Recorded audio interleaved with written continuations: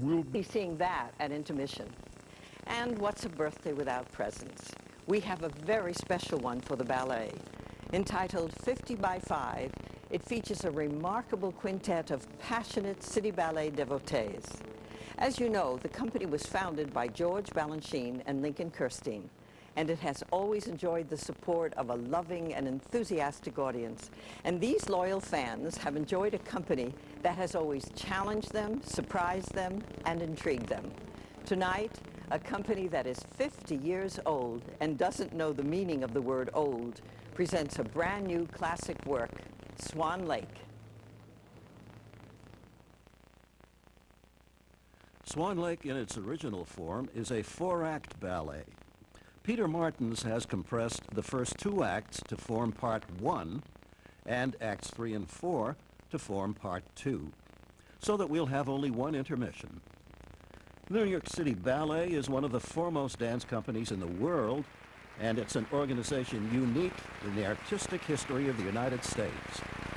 Our conductor, Hugo Fiorato, has taken his place. We'll have Part 1 of Swan Lake.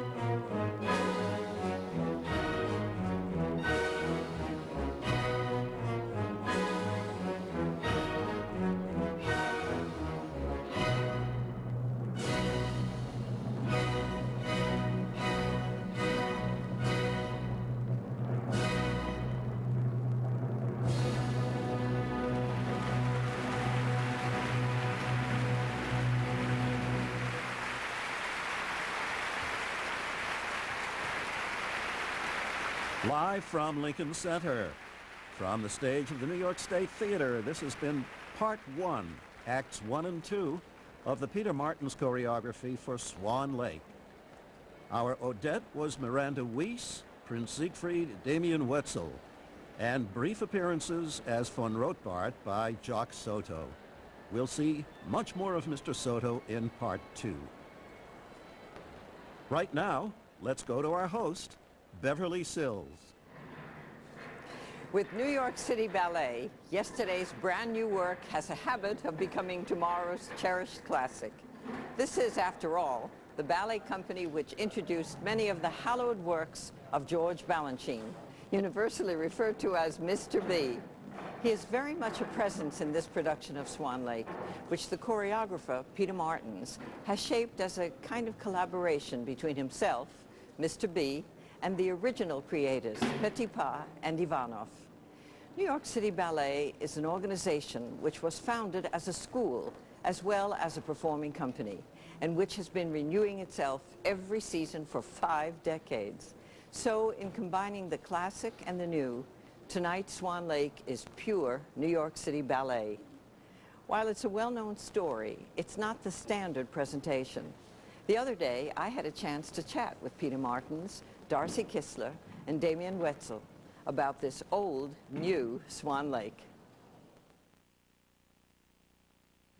Maybe, tonight I feel like getting into it a little bit. And thank God that was a full-length ballet. Not that Mr. B had many. That's why I remember asking him for Coppelia, because there was 3 acts, and I thought I could sort of do a little character, Yeah. And he said, no, you can't do it. I was just going to say, did you get it? I did get it, actually, but at first he said no. It's actually a very funny story. I said, why? He said, can you act? And I said, why not? Why can't I act? I've never seen it. And I said, well, you're not supposed to act in Agon. That's true. I said, can I try? He said, well, the only problem, I have to change the scenery. If you see our Coppelia, the doorways are tiny. He says, big man, people will laugh. Anyway, so he let me do it. And I was pretty good at it. But then there are times when you feel, hungry to do something a little more that requires more than just pure physicality. That was for me anyway. That's what keeps us, that's what makes us keep going back, keep wanting. We look forward to the next performance always. I think it's addicting. Yes. Oh, it's very. Performing is addictive. Yeah. I have a question for you. Yes. How come the word prima donna became such a pejorative term? I don't know. I mean, the translation of it is not pejorative. It's first lady. Yes, I mean, I don't know how that, don't be such a prima donna. I think it's that turn of the phrase, though. Acting like a prima donna. No? I think you are one or you're acting like one. Yeah. There's but a I think difference. that's where the negative implication came from. Well, what happened is we got confused about the difference in the meaning of the word temperament and temper. Temper is just bad manners.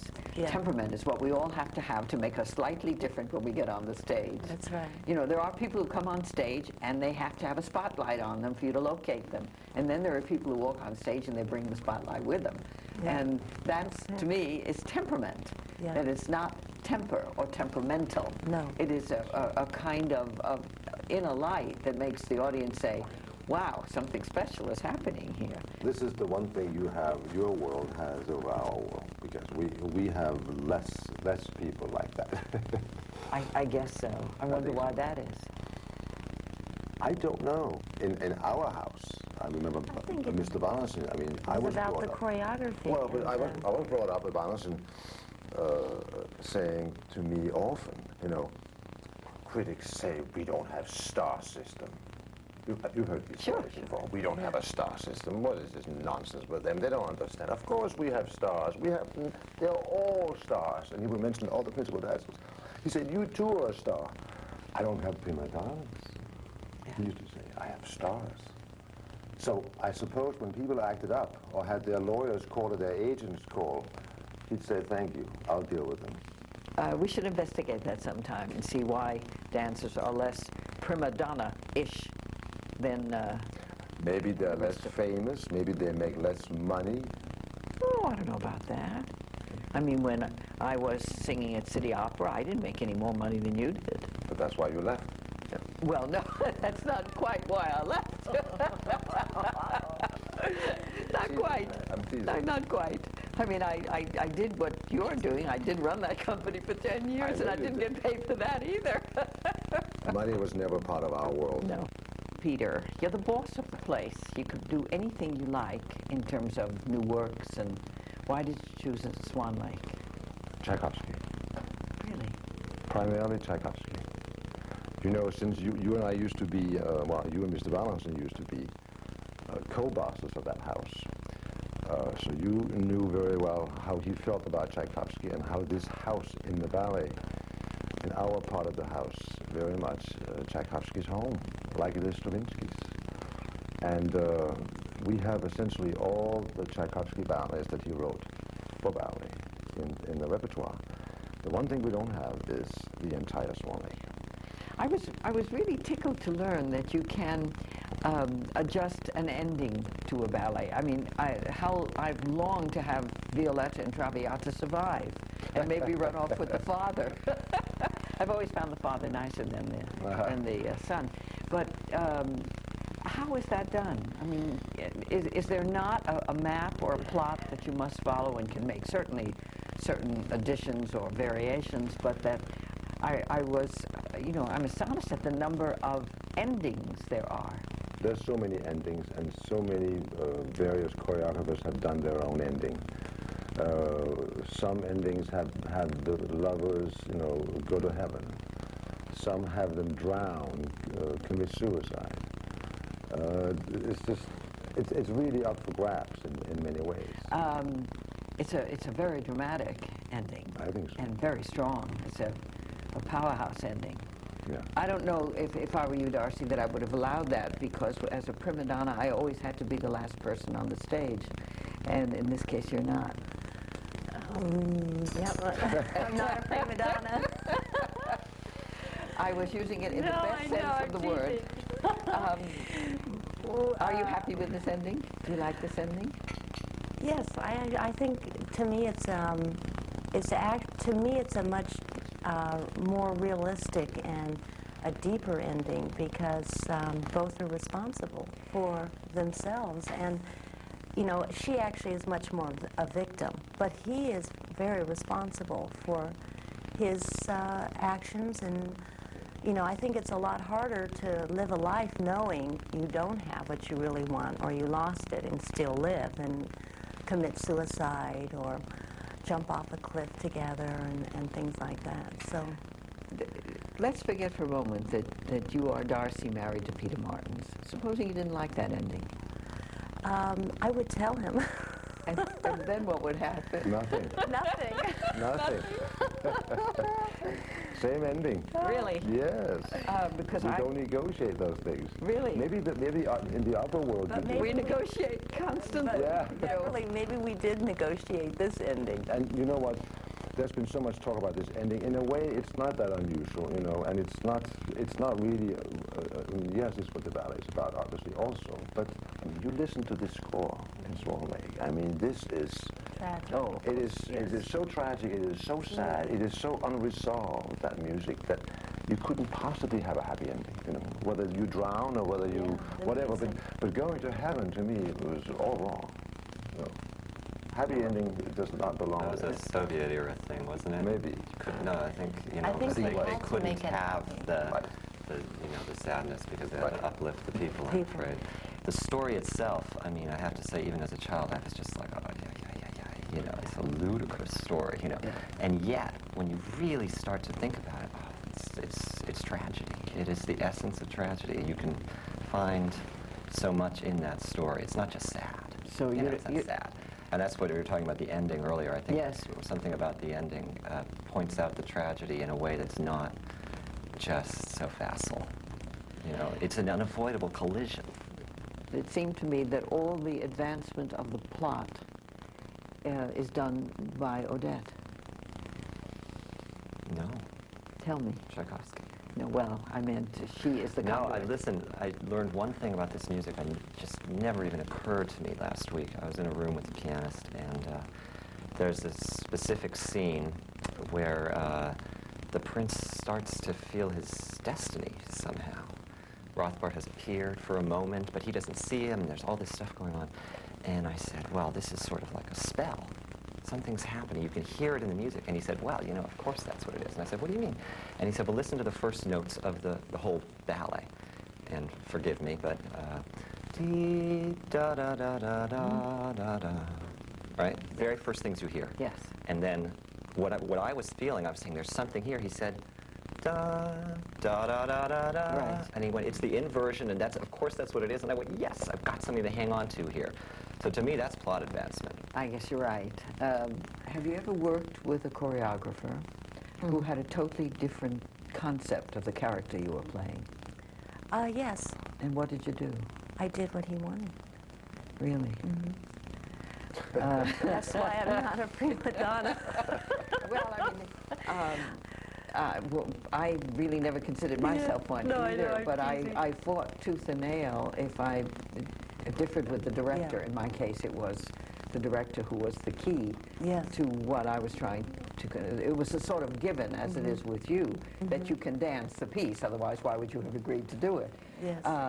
But I have locked horns with directors about concepts and how. It's part of the process now. Is it? Tell me. Of understanding a piece. Sometimes you have to tussle a little bit, I think.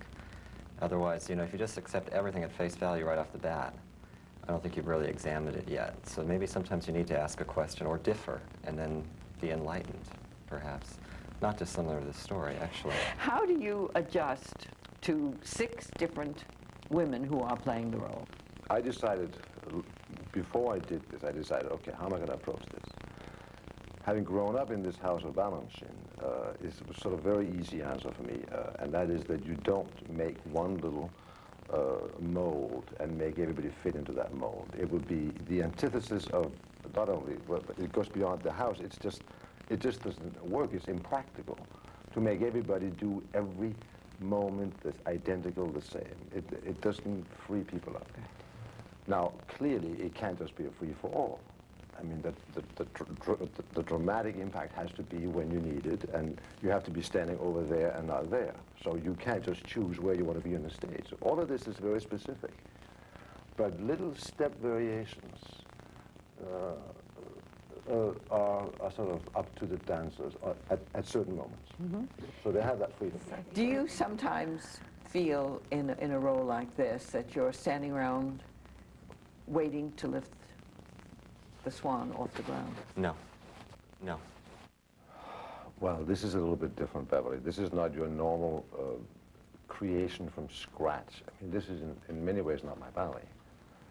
You know. Come again? Well, I took material, for the most part, already put out there by Petipa, Ivanov, and Balanchine. And this is a 100-year-old ballet, more. And I began to sort of sift through material that I believed was more or less original, but not just because it was original. I kept what I liked, what I thought was good, and I eliminated what I thought was not good. And then I choreographed the rest myself. So I don't know if I were to give you a percentage of what is really original, new, I don't know, maybe 75% or something like that is new. But don't forget also, you have a Hungarian dance. I mean, a Hungarian dance and a Russian dance or a Spanish dance. I mean, there are conventions in dance language that sort of tells you what to do. You don't have to invent anything. Now, this is a Russian, this is a Hungarian. You know what I mean? And how about Darcy? Well, again, it's laid out for me by my predecessors. You know, Petipa choreographed the Black Swan, Ivanov choreographed the White Swan. And I have essentially retained. I don't think I created anything, you know, original for you. Maybe the last pas de deux, but a few other things. But for the most part, it was all there. It's about choosing, Beverly. It's about eliminating. Assembling. Yeah, it's about eliminating what's old-fashioned or was not appropriate anymore, what I don't like. and then if there is another way, then, or else you just make something new. You said you eliminated the things that were outdated, old-fashioned. What did you mean by that? Well, a number of things, but sort of very quickly. Act 1 of Swan Lake has always been sort of the problematic one. You parade around for half an hour and you do nothing. It's not, nothing happens. Nothing happens in first act. People parade, they talk, they converse, they have a drink. There's so little dancing. And it's, oh yes, and it's that you just want to die. So I thought, that's old-fashioned. You can't expect people, I don't think. I mean, you know, you walk out on the street and you, I mean, I can't get home. I live 3 blocks. People like this is home. You know, this is year 2000. People don't have time to sit and waste half an hour when nothing happens. So I wanted to make it a dancing act. So I made it, you know, the curtain goes up and boom, people dance. Yes. You know, you may like it or you may not like it. But this only has one intermission. Want to tell me about that? Well, I mean, I used to, when I was a young man, I used to do everybody's Swan Lake everywhere. So I'm not bragging, but I happened to go out and dance Swan Lake because, I don't know, so I guess they thought I was prince looking or something like that. But I did all these Swan Lakes, Canada and Europe and all over the place. And I would, first act was about 35 minutes long. And basically, not unlike ours, because he doesn't do much. Because he shouldn't do much. What you want is, it's a party for him, and they all entertain him and dance for him, and he has to show how empty life is. Basically, he's a lonely man, and there's nothing. He's not in love, hasn't experienced love, and all that stuff. So there shouldn't be dancing for him. Because at one point I suppose that was what I was questioning you about before, not meaning that you were just standing around. Right. But because of the role, the way it is, as Peter describes it, is As that he said, you can't be the life of the party. That's the setup. That's the... And at one point I thought, maybe I should give him a solo because he doesn't do anything. But I thought, no, this ruins everything. He has to be, you know, not dancing. But anyway, so when I used to do these productions, and they were basically all the same idea. First act, I did nothing. I sat in a throne or in a chair. Then there was a 35-minute intermission. So that meant an hour I had done nothing. Then came second act, and I had a pas de deux, which is no dance. I hadn't done a pirouette. So now you're talking an hour and a half. And then there was another intermission, right? Yeah. So now you're talking, what, 9:30, 10 o'clock. And then comes the third act. And then I had a solo. And halfway through the ballet, more than halfway through the ballet. And that was it. So, I mean, there was nothing to do for the prince. It was one of the worst roles I've ever danced. I used to hate to dance Swan Lake. I hated every production of Swan Lake I ever was in. I just didn't like Swan Lake at all. The music I loved. But I always thought, God, one day somebody's going to have to do a nice Swan Lake. Well, there you have it. Well, maybe. Yeah, no, normally for sure. You do 3 intermissions. 4 acts and 3 intermissions. And you get out of there by, you know, if you start at 8, you're out of there by 11:30. It's crazy. So I decided to put Act 1 and 2 together, 1 intermission, and 3 and 4. And I think it works very well. You know, it's sort of a nice flow. It makes it maybe a little harder for the dancers. I would think that for Darcy, it makes it slightly more, you know, an extra 17 or 20 minutes spent in the dressing room relaxing is... I remember growing up, and my mom used to always take me to the Dorothy Chandler to see the Kiroff, the Bolshoi, ABT, all the companies that came, and they would always do Swan Lake, and I always wanted to see Swan Lake. And I'd be all excited. We'd drive in there, we'd have dinner, and I always fell asleep by the end because it was 11. Late. So when Peter was just telling the story, I was thinking, you know, I think it really is wonderful. I don't know about Damien, but yes, it is. You know, it's physically challenging, it's mentally very stimulating, and you know, you do the white, you go to your dressing room, boom, you click into the black, you do the black, you run off stage, you have 4 minutes to change. It's exhausting. Get back in your costume, boom, you're the white. Invigorating is good though, I think. I think it's a scream. Live from Lincoln Center is made possible by a major grant from MetLife, the company that helps you make sense of it all, and on behalf of MetLife's affiliate, New England Financial.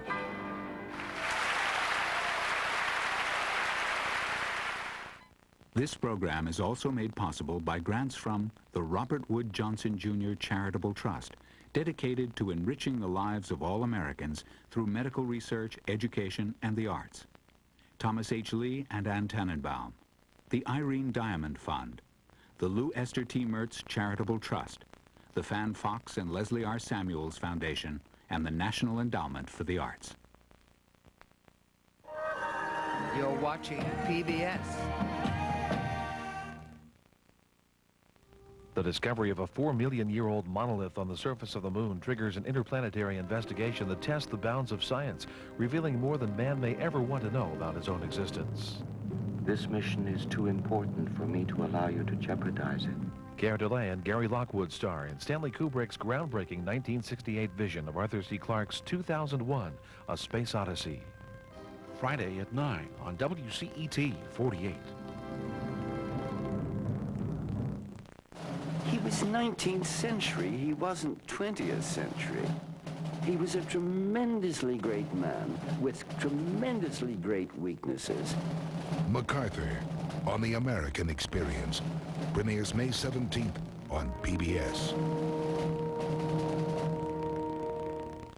In a word, a young fellow of great expectations. The Charles Dickens classic comes to Mobile Masterpiece Theater, Sunday and Monday at 9.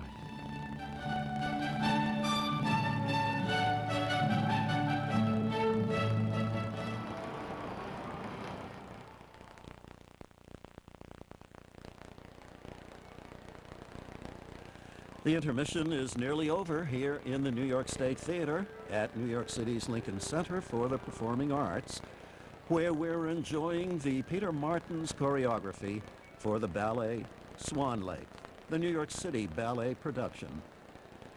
The New York City Ballet is unique in this country in many regards. It is solely responsible for training its own artists and creating its own works. And it was the first ballet institution in the world with 2 permanent homes. This New York State Theater at Lincoln Center and the Saratoga Performing Arts Center in Saratoga Springs, New York. Incidentally, the instrumental soloists in the pas de deux in the first act were performed by concertmaster Guillermo Figueroa and the principal cellist of the ballet orchestra, Fred Zlotkin. And there you see the stage set for Part 2. The next evening, all gather for Prince Siegfried's birthday ball. 6 princesses have been invited as possible brides for Siegfried, but he is distracted by thoughts of Odette.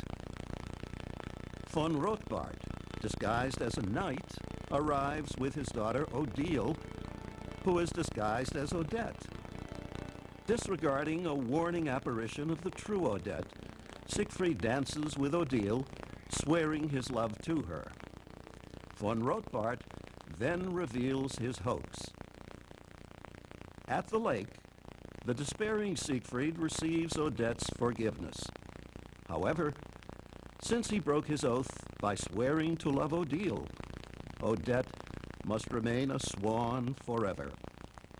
At dawn, Odette departs with the swans, leaving the prince alone.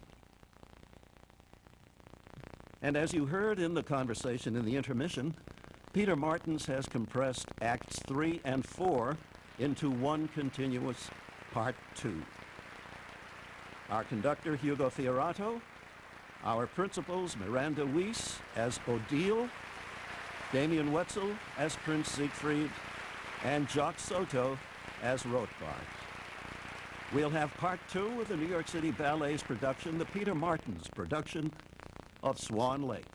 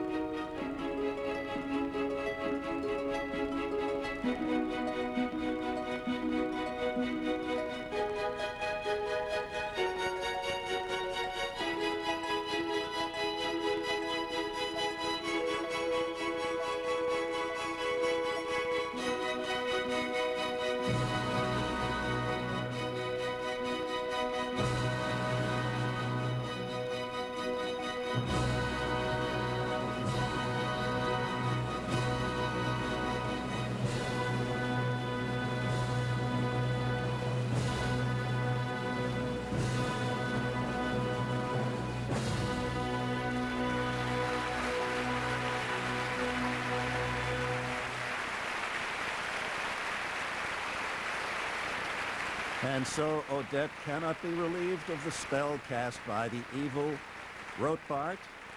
She is consigned to her life as a swan, and Prince Siegfried is left alone to contemplate his failings. The New York City Ballet production of Tchaikovsky's Swan Lake, and our Odette Odile Miranda Weiss. Prince Siegfried, Damon Wetzel, and von Rotbart, Jacques Soto, and of course, on the stage with them, all the swans.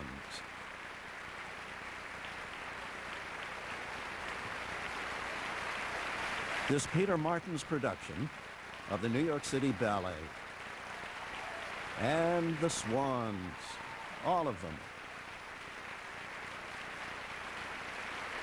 And now the four little swans: Amanda Edge, Carrie Lee Riggins, Janie Taylor, and Jennifer Tinsley. The trio: Jennifer Tinsley, Pascale von Kipnis, and Benjamin Millepied. What a great name for a dancer. Millepied, 1,000 feet.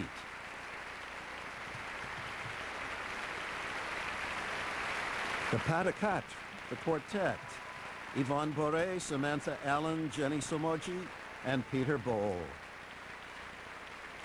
And flowers galore are being distributed on stage here at the New York State Theater.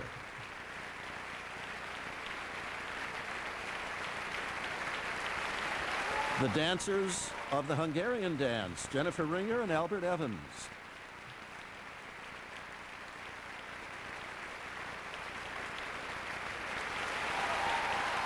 And the dancers of the Russian dance: Maria Kovrovsky and Charles Askegard.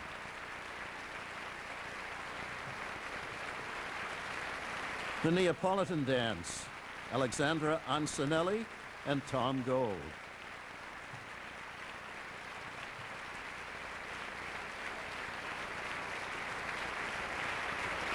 And the quartet of Spanish dancers: Riolamo Lorenzo, Ellen Barr, Christopher Wheeldon, and Sebastião Marcovici.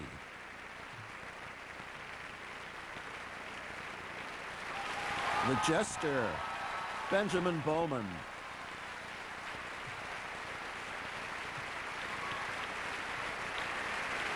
The Queen and von Rotbart: Dina Abergel and Jacques Soto.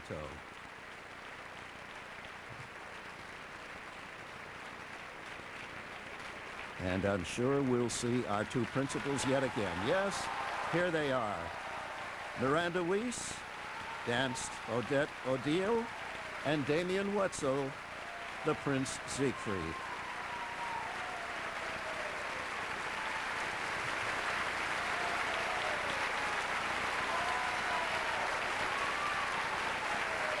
Tchaikovsky composed Swan Lake on commission from the Bolshoi Ballet in Moscow.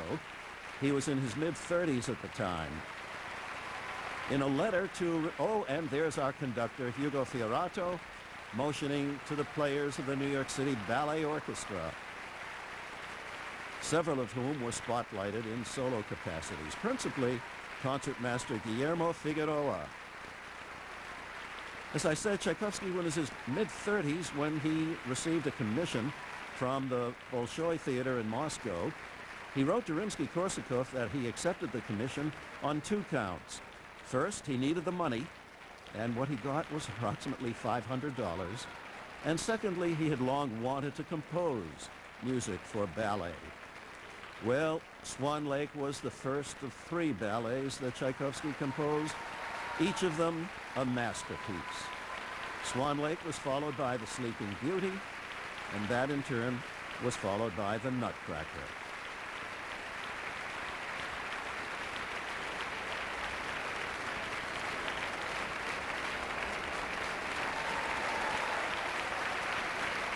Rotbart, Jock Soto.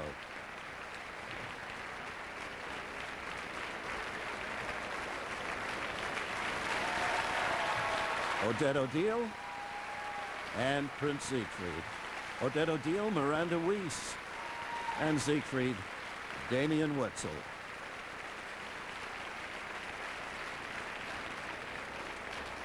Peter Martin's production of Swan Lake was first performed in his native Denmark 2 years ago.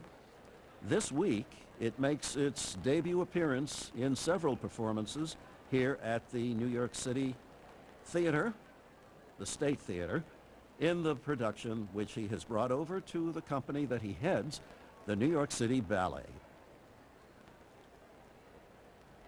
Among more than 200 international engagements, the New York City Ballet has made numerous appearances in the capitals of Europe.